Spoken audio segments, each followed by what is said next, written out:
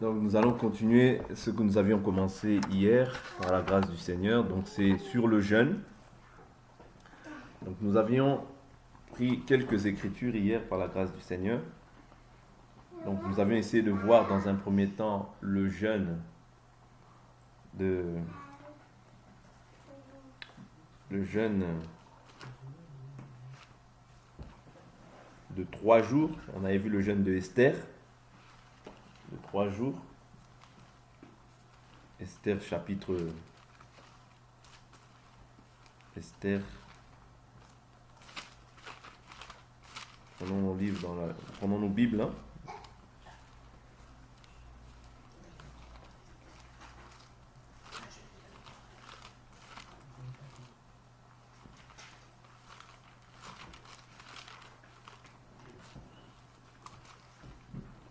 C'est bon, vous y êtes?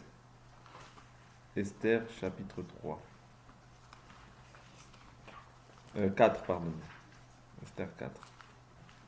Si tu es Kenny, tu peux lire Kenny. Esther avant Joël. Avant Joël. Esther, Joël.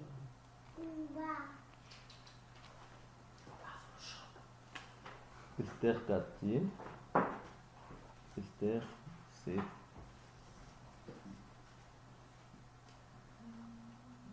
après Néhémie. D'accord? Normalement, tu devrais plus en être là. Donc, quand je te dis de lire la Bible. Esther, chapitre, tu vois, c'est après Néhémie. Esther, chapitre 4. Donc, nous lisons à partir du verset 15. Esther 4, verset 15. Esther fit répondre à Mardochée. Plus Va fort. rassembler tous les Juifs qui se trouvent à Suse et jeûnez pour moi. Ne mangez et ne buvez rien pendant 3 jours, ni la nuit ni le jour. Moi aussi, je respecterai un tel jeûne avec mes servantes, et c'est dans ces dispositions que je pénétrerai chez le roi. J'enfreindrai leur loi, et si je dois mourir, je mourrai. Mardochée s'en alla, tout ce qu'Esther lui avait s'en alla faire tout ce qu'Esther lui avait ordonné. Amen. Donc ici on voit le jeûne d'Esther, donc c'est un jeûne de 3 jours. D'accord? Donc nous avions vu le jeûne de 3 jours, le jeûne du matin jusqu'au soir. On peut lire ça dans le livre de... Nous avons vu ça dans le livre de Juges. Ok? Dans le livre de Juges, chapitre 20, si je ne m'abuse. Juges 20.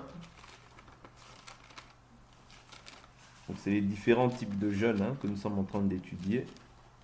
Juges 20 à partir du verset 26. Tous les Israélites et tout le peuple montèrent et vinrent à Béthel. Ils pleurèrent et restèrent là devant l'Éternel. Ils jeûnèrent en ce jour jusqu'au soir. Donc il y a un jeûne aussi qu'on peut faire jusqu'au soir. Je vous avais dit qu'en Israël, le jour commence à partir de 6 heures du matin. Ok? La première heure du jour, c'est 6 heures.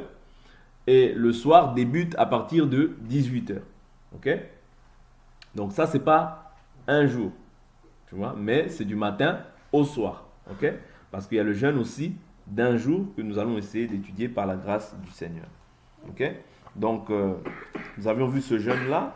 Nous avions vu aussi un autre jeûne dans le livre de 2 Samuel, je crois. Je prends rapidement 1 Samuel 30, je crois. 1 Samuel 30.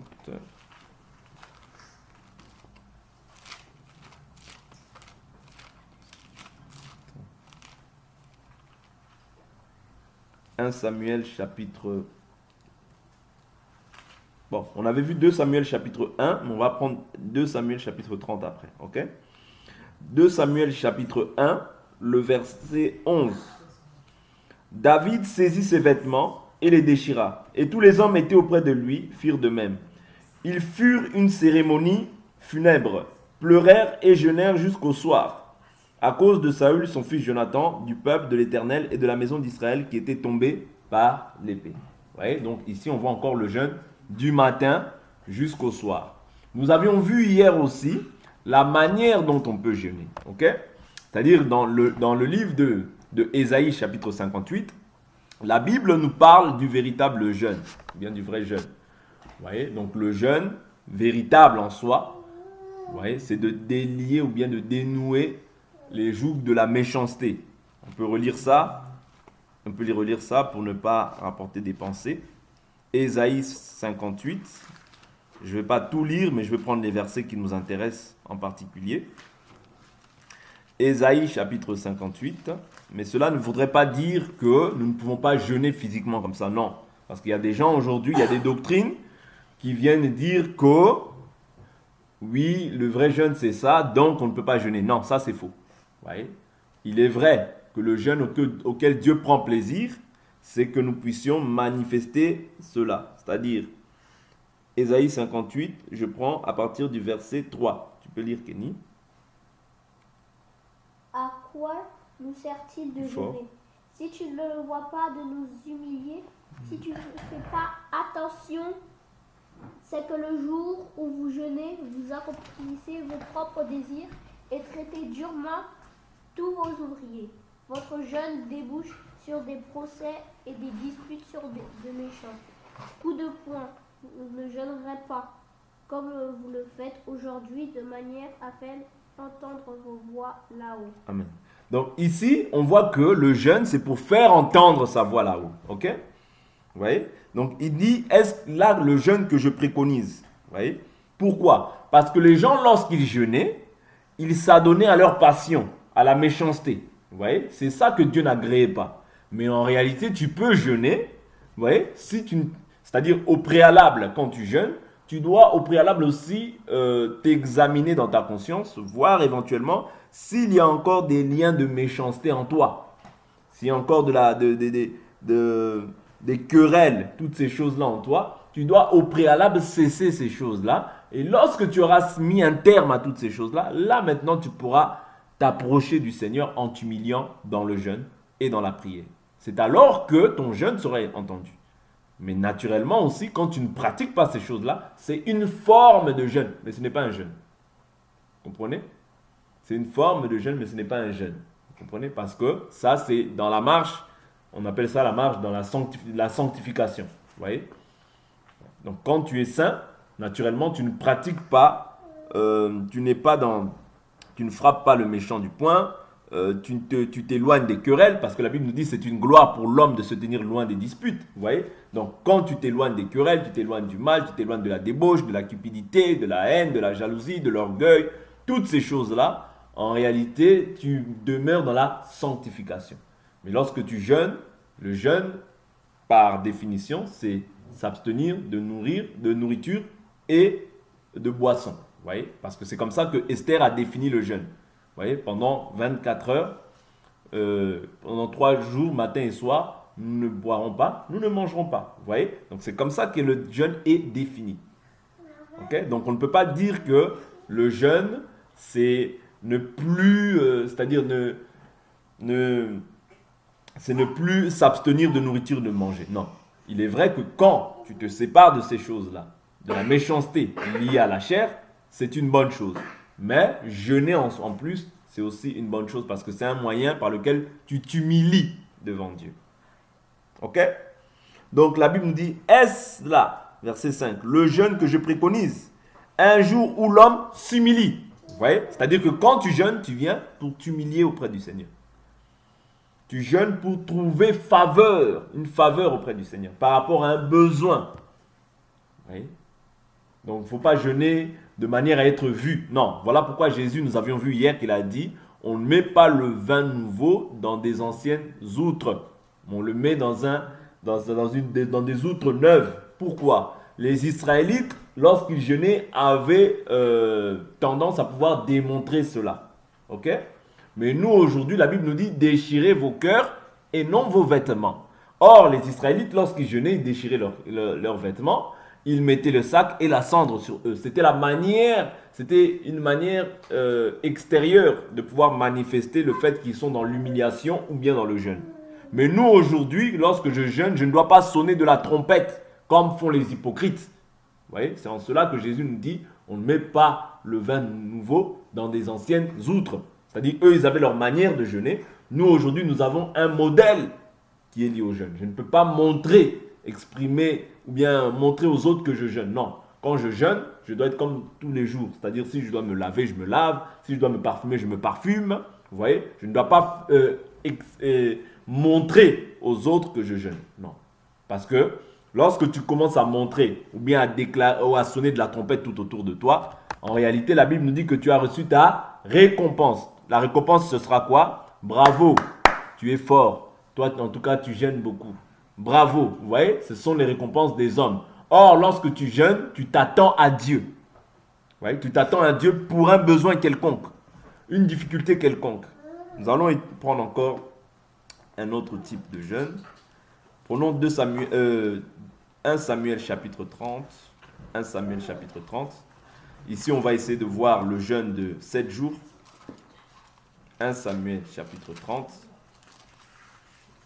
1 Samuel chapitre 31, pardonnez-moi.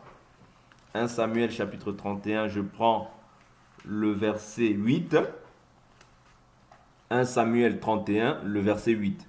Le lendemain, les Philistins vinrent pour dépouiller les morts. Et ils découvrirent Saül et ses 3 fils qui étaient tombés sur la montagne de Gilboa. Ils coupèrent la tête de Saül et le dépouillèrent de ses armes. Puis ils firent annoncer ces bonnes nouvelles par tout le pays des Philistins, dans les maisons de leurs idoles et parmi le peuple. Ils mirent les armes de Saül dans la maison des Astartés et ils accrochèrent son cadavre sur la muraille de Beth-Shan. Lorsque les habitants de Yabesh en Galade apprirent que les Philistins avaient fait à Saül, tous les hommes vaillants se levèrent et après avoir marché toute la nuit, ils prirent de la muraille de Beth-Shan le cadavre de Saül et ceux de ses fils. Puis ils revinrent à Yabesh où ils les brûlèrent. Ils prirent leurs os et les ensevelirent sous le tamaris à Yabesh. Et ils jeûnèrent 7 jours. Vous voyez? Donc ici aussi, on voit le jeûne de 7 jours. Vous voyez? 7 jours ici, c'est 7 jours à sec. Ok? Ce n'est pas 7 jours, 1 jour, 1 jour. Non. C'est 7 jours, c'est-à-dire, ils n'ont pas mangé pendant 7 jours. Ils n'ont pas bu, ils n'ont pas mangé. Donc le jeûne de 7 jours existe, bibliquement parlant. Ok?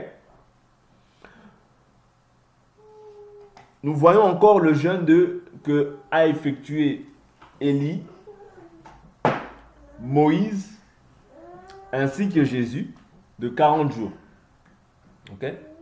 Mais ça, c'était des recommandations divines. Moi, je ne dirais jamais à quelqu'un d'aller jeûner 40 jours. Si Dieu ne te recommande pas de faire ça, ne t'hasarde pas de faire ces choses-là. Ok? Parce que ça, c'était des recommandations divines. Ok? Donc moi j'en parle parce que je l'ai vu dans la Bible. Ok? Mais ce n'est pas comme les gens ils font. Quand ils disent on va jeûner 40 jours, ils font un jour, ils coupent le soir, un jour, ils coupent le soir, un jour, ils coupent le soir. Non, ça c'est pas 40 jours. Ça c'est un jour que tu multiplies. Vous voyez? C'est une discipline que tu peux aussi t'appliquer pour pouvoir entrer dans le jeûne. Ce n'est pas mauvais. Je peux prendre cette écriture-là, on va voir. Dans le livre de... Allons rapidement dans le livre de Néhémie. Néhémie.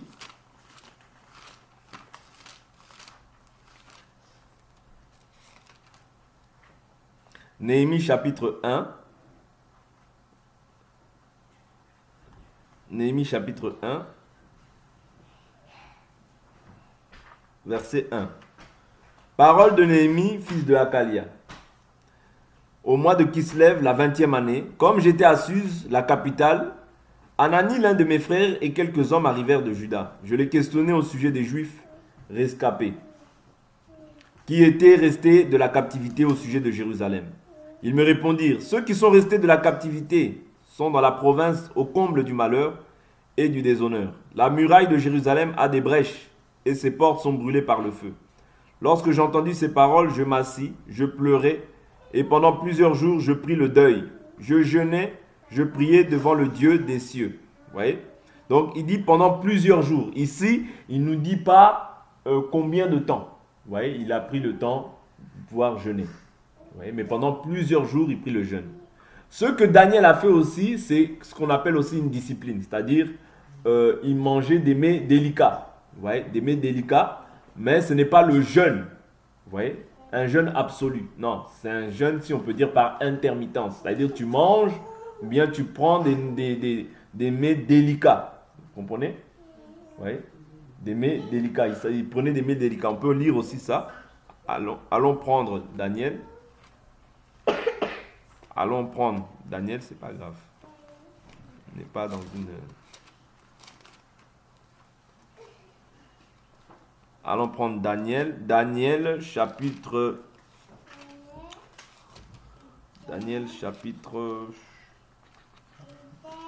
9, je crois.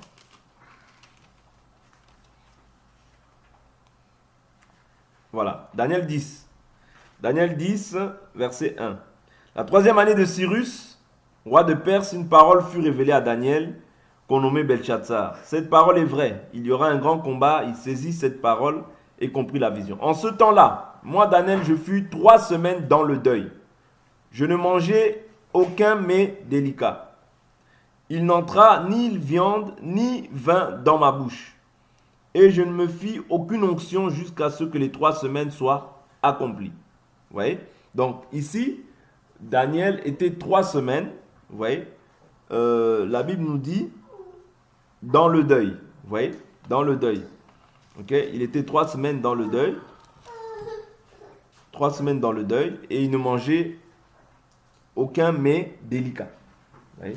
Donc, les gros mets, ce n'est pas ce qu'il prenait. Mais il prenait des petites portions, si on peut dire ça ainsi. Okay? Des petites choses pour pouvoir...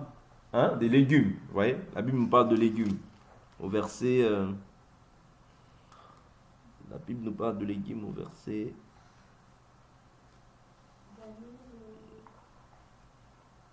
Jour du premier mois.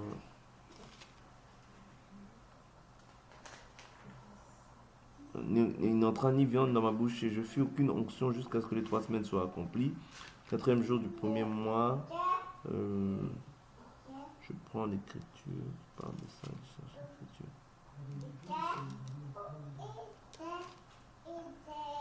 Bon, avançons. Ce n'est pas grave. Alors, celui qui avait... Bon, c'est là, mais je ne veux pas durer sur ça. Donc, ici, on voit simplement qu'il s'abstenait de mets délicats. Ok? Donc, on voit qu'il était 3 semaines. Pendant 3 semaines, il était dans le deuil. Ok? Ça, c'est un autre type, c'est une autre forme de jeûne. Okay? Mais ce n'est pas un jeûne absolu. Ouais, parce que le jeûne, par définition, retenez bien, c'est s'abstenir de boire et de manger. Je prends encore d'autres écritures. Donc nous avons vu le jeûne de 7 jours. Nous avons vu le jeûne de 3 jours. Nous avons vu hier aussi le jeûne du matin jusqu'au soir. Aujourd'hui aussi, nous avons complété aussi par les écritures que nous avions vues hier. Nous allons essayer de voir maintenant le jeûne de 1 jour. Ouais, le jeûne de 1 jour, c'est-à-dire 24 heures. Ici, je vais prendre le livre de Esdras, chapitre 8. Esdras 8. Esdras 8.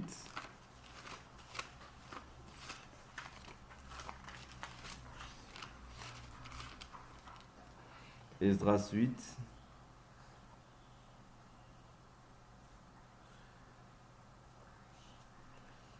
Esdras 8, je prends le verset 21.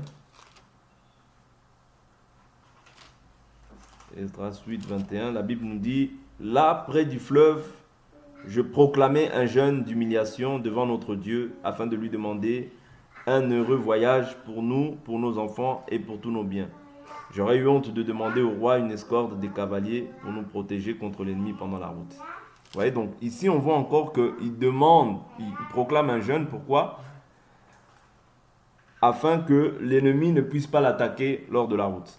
Vous voyez, donc il proclame aussi un jeûne. Donc quand tu as un ressentiment, lorsque tu as un problème, tu peux proclamer un jeûne. Ce n'est pas un péché. Vous voyez, parce qu'on l'a vu dans la Bible. Donc c'est biblique de pouvoir proclamer un jeûne.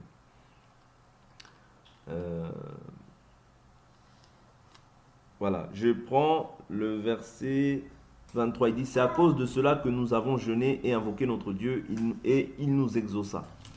Donc par le jeûne, on peut trouver aussi l'exaucement, ou bien la faveur du Seigneur. Okay? C'est un moyen par lequel tu t'humilies devant Dieu, pour chercher la faveur du Seigneur. C'est important. Je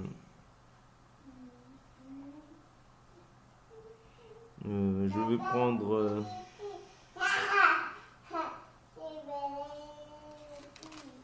je vais prendre une autre écriture. Bon, je prends aussi Esdras, toujours chapitre 9. Prenons le verset 6. Puis Esdras se retira de devant la maison de Dieu, et il alla dans la chambre de Johanan, fils d'Eliakim. Quand il y fut rentré, il ne mangea pas de pain et ne but pas d'eau, parce qu'il était dans le deuil à cause de la mauvaise action des anciens déportés. Donc on peut jeûner aussi par rapport aux actions d'un frère, aux actions d'une sœur qui se méconduit, qui se comporte mal. On peut aussi proclamer un jeûne pour ça.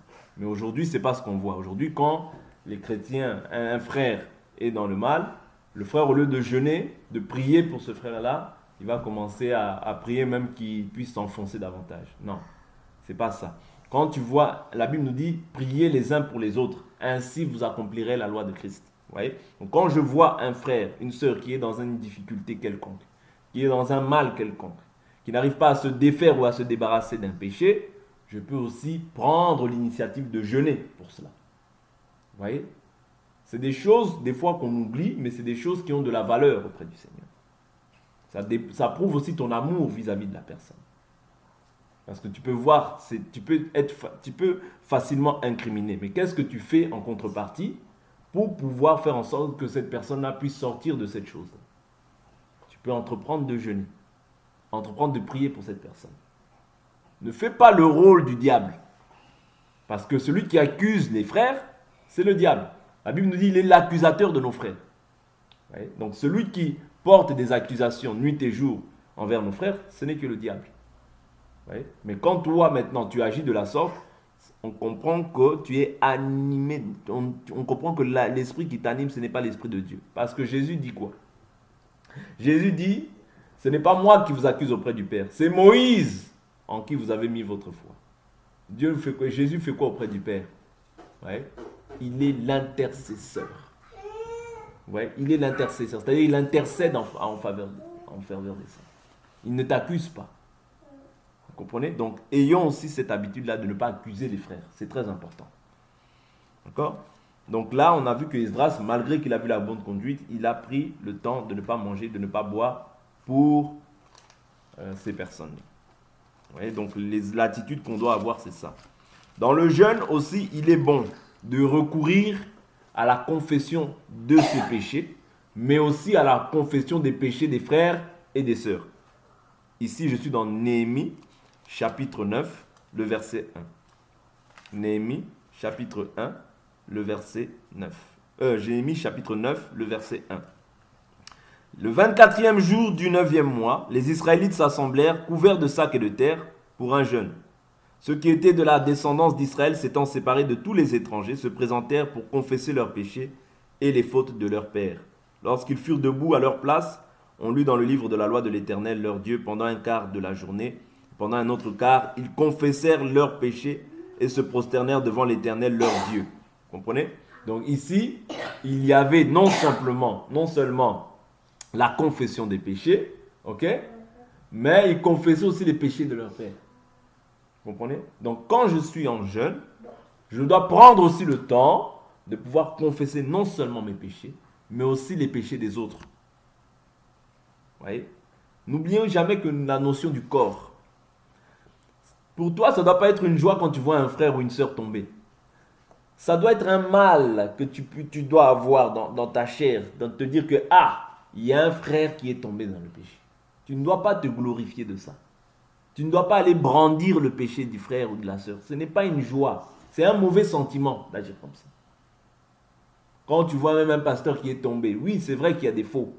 Mais quand tu vois par exemple un vrai qui a manifesté une faiblesse, pour toi, tu dois prendre le temps de jeûner et de prier. Je ne pense pas que si tu as mal au genou, ton bras va se réjouir. Ou bien ta bouche va se réjouir. Non. C'est-à-dire tout le corps sera dans la difficulté à cause du genou qui est handicapé. C'est comme ça qu'on doit comprendre le corps. Quand tu vois un frère qui a des faiblesses, une sœur qui a constamment des faiblesses, prends le temps de jeûner et de prier pour elle. Aujourd'hui, cette notion-là, elle est perdue. C'est simplement la course au pouvoir. Qui ira? Qui ira? Qui aura ça? Qui aura le meilleur don? Qui prêche le mieux? Qui fait ci le mieux? On sort petit à petit, en fait, de la pureté de l'évangile. Et ce n'est pas à cela que Dieu nous attend. Donc, prenons encore une autre écriture. Je vais prendre 1 Samuel chapitre 7. Ici, c'est quand les Israélites... 1 Samuel chapitre 7. 1 Samuel chapitre 7.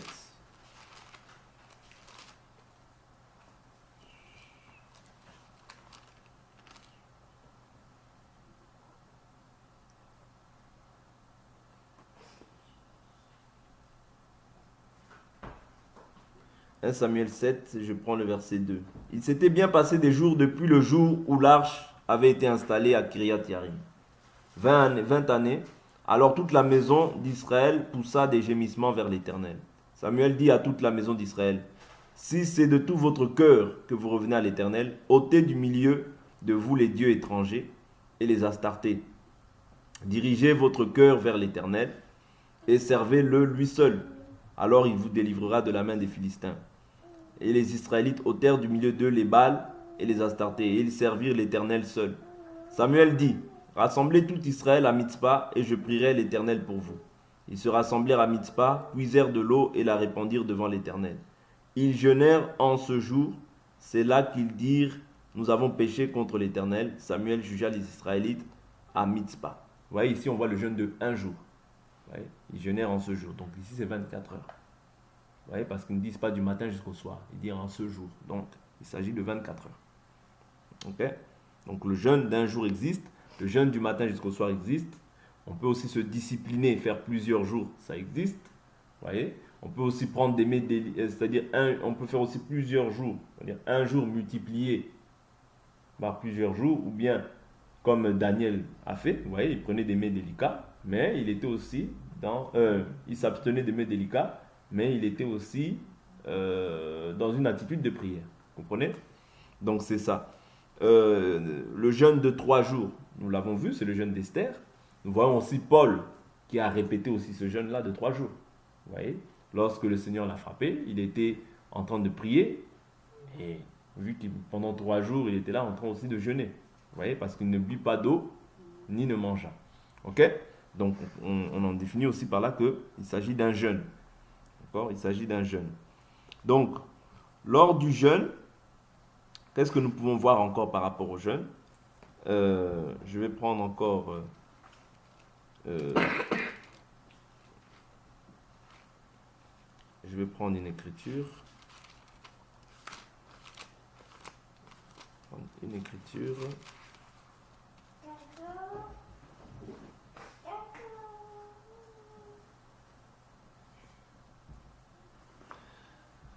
Je vais prendre une écriture.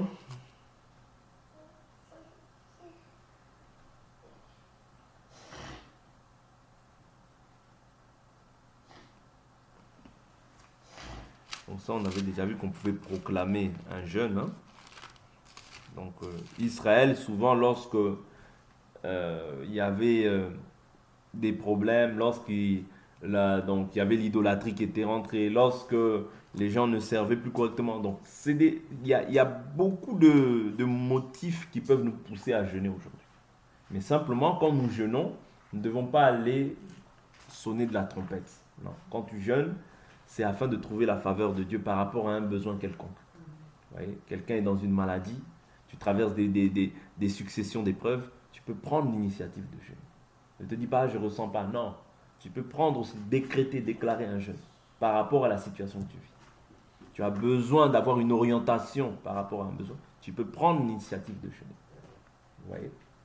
Mais n'oubliez pas, avant de jeûner, examine-toi d'abord pour voir si réellement tu es en paix. Parce que n'entre pas dans le jeûne si tu es en conflit avec les gens. Ça ne sert à rien. Si ta confiance te témoigne que voilà, là-bas tu es en conflit, là-bas tu as des conflits, tu as laissé des guerres là-bas, dans ton cœur tu n'es pas en paix avec les gens. Là tu perds ton temps. C'est-à-dire cherche d'abord la paix. Et ensuite, même le Seigneur nous dit ça, hein, si tu as un problème avec ton frère, va la poser d'abord ton offrande. Va d'abord te réconcilier et ensuite ramène-la ton offrande.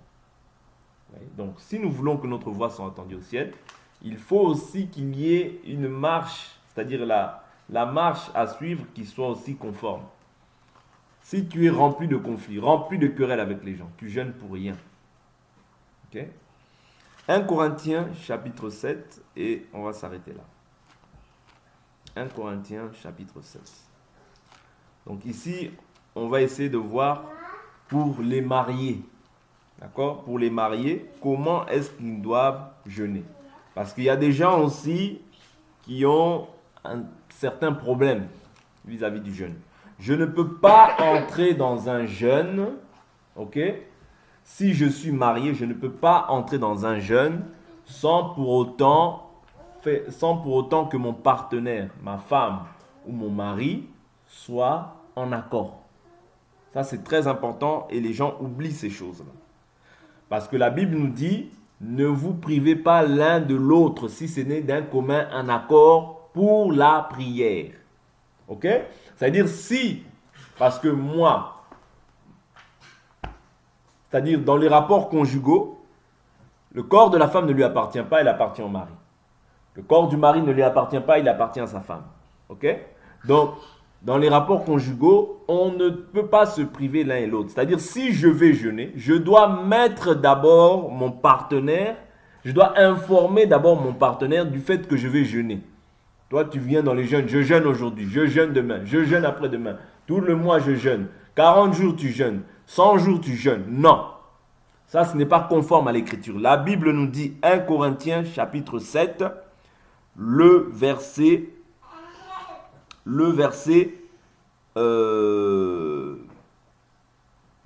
2. Toutefois, verset 3. Que le mari rende à sa femme ce qu'il lui doit. Et de même la femme à son mari. Ça, c'est pour les mariés, j'insiste. La femme n'a pas autorité sur son propre corps, mais c'est le mari. Et pareillement, le mari n'a pas autorité sur son propre corps, mais c'est la femme. Ne vous privez pas l'un de l'autre si ce n'est momentanément d'un commun accord. Vous voyez? C'est-à-dire que quand un homme ou une femme veut entrer dans le jeûne, vous voyez, cette personne-là ne peut pas jeûner comme elle veut. Non. Ça veut dire la personne avec qui elle vit peut être en désaccord, peut avoir un besoin d'elle. Si là, elle va dans le jeûne, elle pêche. Vous comprenez? Ça veut dire c'est d'un commun en accord que tu jeûnes. Moi, j'ai besoin de toi. Oh non, je jeûne. Oh non, 3 mois de jeûne. Oh non, 20... Non. Avant de jeûner, tu consultes ton partenaire. Tu lui demandes, est-il possible que nous puissions prendre un temps de jeûne ou bien que moi, je puisse jeûner? S'il te dit oui, amen, tu peux entrer dans le jeûne. Si ce n'est pas le cas, tu ne peux pas. Ok? Tu ne peux pas. Que ce soit le mari ou la femme, tu ne peux pas. Parce qu'en faisant cela, tu pèches contre la parole. Vous comprenez? Donc il nous dit, en réalité, à ce niveau-là, chacun est soumis, c'est-à-dire le mari est soumis à la femme aussi elle est soumise au mari, à ce niveau-là. Vous voyez? Donc c'est très important. Il dit, ne vous privez pas l'un de l'autre si ce n'est momentanément d'un commun accord, afin d'avoir du temps pour la prière. Puis retournez ensemble, de peur que Satan ne vous tente par votre incontinence. Vous voyez? Je dis cela comme une concession, non comme un ordre. Je voudrais que tous les hommes soient comme moi, mais chacun tient de Dieu un don particulier. L'un d'une manière, l'autre d'une autre. Vous voyez? Donc ici, c'est le jeûne dans le couple. Vous voyez? C'est-à-dire, dans le couple, on ne peut pas, c'est-à-dire, on ne peut pas prendre des initiatives. Oh, bon, moi, le pasteur a dit on va jeûner 2 semaines. Toi, tu commences à jeûner en tant que femme. Tu n'as pas dit à ton mari. Toi aussi, mari, tu commences à jeûner. Oh, on va jeûner 3 semaines. On va jeûner. Bon, comme les gens ils font là. On va jeûner longtemps, sans pour autant en informer ton mari. Tu pêches. Tu pêches pourquoi? Parce que l'autre est en train de brûler à cause de toi. Est-ce que vous comprenez?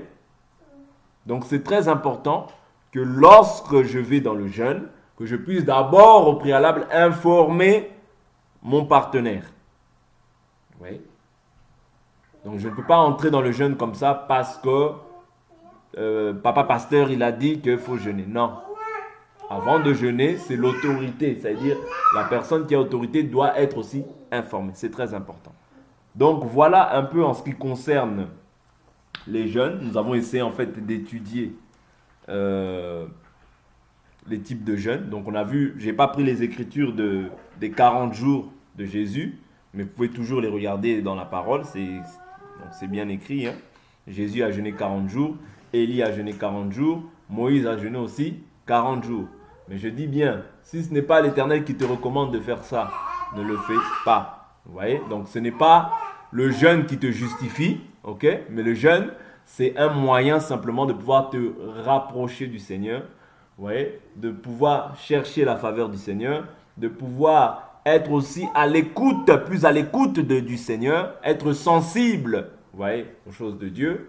Vous voyez, parce que la Bible nous dit lorsque je suis faible, c'est alors que je suis fort. Par le jeûne aussi, c'est-à-dire c'est-à-dire par le jeûne, tu viens t'humilier, prier Dieu, et c'est à ce moment-là aussi que la force, c'est comme si tu régénères aussi les batteries, si on peut dire ça ainsi. Vous voyez, parce que la Bible nous dit, lorsque je suis faible, c'est alors que je suis fort. Or, lorsque je suis dans du jeûne, je suis dans une position de faiblesse. Vous voyez, donc c'est très important de comprendre ces choses-là. Donc nous allons nous arrêter là pour aujourd'hui.